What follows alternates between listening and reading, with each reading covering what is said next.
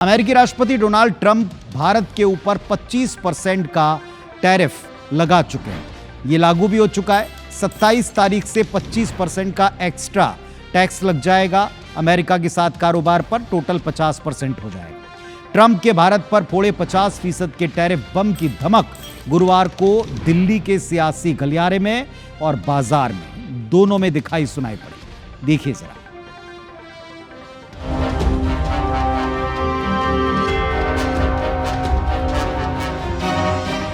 अमेरिकी राष्ट्रपति Donald Trump ने भारत पर 50% टैरिफ की घोषणा कर खुले व्यापार युद्ध का ऐलान कर दिया है। कभी भारत को अच्छा दोस्त बताने वाले ट्रंप भारत के हितों के खिलाफ लगातार फैसले कर रहे हैं। इस पर प्रधानमंत्री नरेंद्र मोदी का भी सब्र जवाब दे गया। मेरे देश के किसानों के लिए मोदी ने खुले मंच पर साफ कहा कि भारत के लिए अमेरिका की दोस्ती से ज्यादा जरूरी देश हित और देश के लोगों का हित है। मैं जानता हूं व्यक्तिगत रूप से मुझे बहुत बड़ी कीमत चुकानी पड़ेगी, लेकिन मैं इसके लिए तैयार हूं। मेरे देश के किसानों के लिए, मेरे देश के मछुआरों के लिए, मेरे देश के पशुपालकों के लिए आज भारत तैयार है। पीएम मोदी नहीं बल्कि नेता प्रतिपक्ष राहुल गांधी ने भी ट्रंप के टैरिफ को ब्लैकमेलिंग बताकर निशाना साधा, लेकिन पीएम मोदी पर तंज कसने से भी नहीं चूके। राहुल ने एक्स पर लिखा, ट्रंप का 50% टैरिफ आर्थिक ब्लैकमेलिंग है। ये भारत को एक अनुचित व्यापार समझौते के लिए धमकाने का प्रयास है। प्रधानमंत्री मोदी को अपनी कमजोरी को भारतीय जनता के हितों पर हावी नहीं होने देना चाहिए। ट्रंप के 50% टैरिफ को विपक्ष मोदी सरकार की विदेश नीति की विफलता करार दे रहा है, तो बीजेपी मोदी के मौजूदा स्टैंड के समर्थन में है। आप सोचिए 50% टैरिफ होना कितना भारी देश को नुकसान होने जा रहा है, और इस पे कोई बात नहीं कह रहे ये लोग, सब लोग चुप है। मेक इन इंडिया का काम हमारा बहुत तेजी से चल रहा है।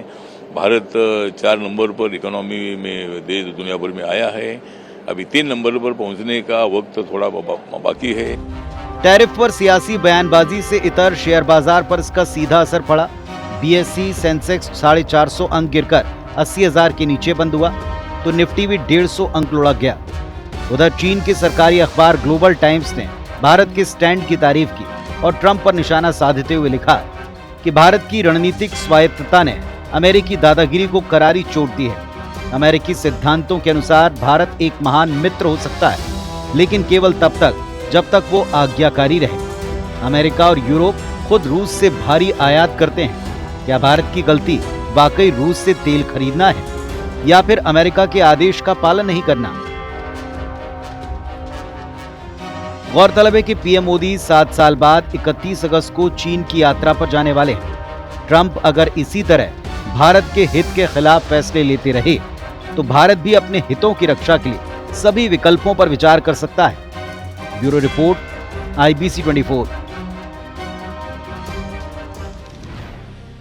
अब ये असर अस्थायी है या स्थायी तौर के ऊपर कोई निशानी छोड़ जाएगा? इससे उबरने के लिए जो भारतीय स्ट्रेटेजी है वो काम करेगी।